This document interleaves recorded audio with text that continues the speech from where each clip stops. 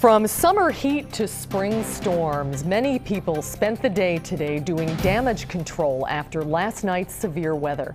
Hello everybody, I'm Susan Simon. Eric Franke is off tonight. We have team coverage of the tornado aftermath, including News 3's Andy Choi, who has more on why the tornado sirens were not heard everywhere. But first, let's check in with Marc Lovicott. He's live in Verona near the path of the now confirmed tornado. Marc? Yeah, Susan, the National Weather Service confirmed that it was an EF1 tornado touchdown here in Verona late last night. It caused all this damage you see behind me, and this is pretty common in many neighborhoods across this city. There are trees down just about everywhere, and residents say, considering what they saw last night, they're not surprised it was a tornado. This is what it's like to be in a tornado. Intense moments near Monona. Britt Grimmer believes he was in the middle of a tornado as he captured this footage Wednesday night. The storm, minutes earlier, was responsible for this mess in Verona.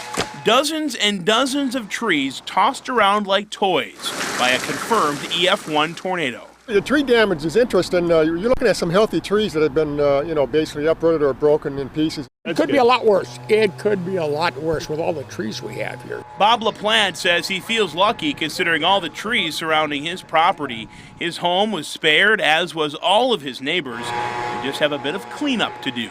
Ah, well, that's life.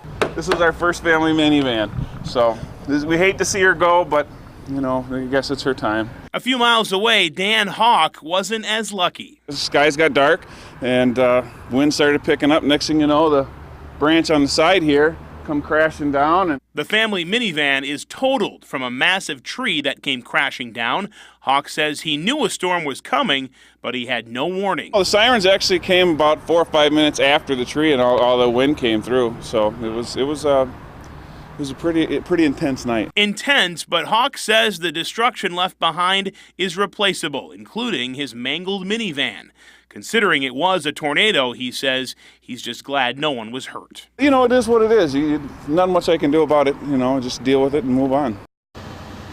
Big brush piles like this all across streets in Verona. A lot of people spending the day today to clean up, and city crews, you can imagine, are going to be very busy chipping this and taking care of this. While the worst damage was here in Verona, the National Weather Service does say this EF1 tornado was actually traveling 15 miles through the southern part of Dane County, uprooting trees and toppling telephone poles along the way. It dissipated about 3 miles northeast of McFarland. Thankfully, as we've been reporting, authorities say no injuries have been reported with this particular storm. That is the most important thing, and something we can be very grateful for. Marc Lovicott reporting live from Verona tonight. Marc, thanks.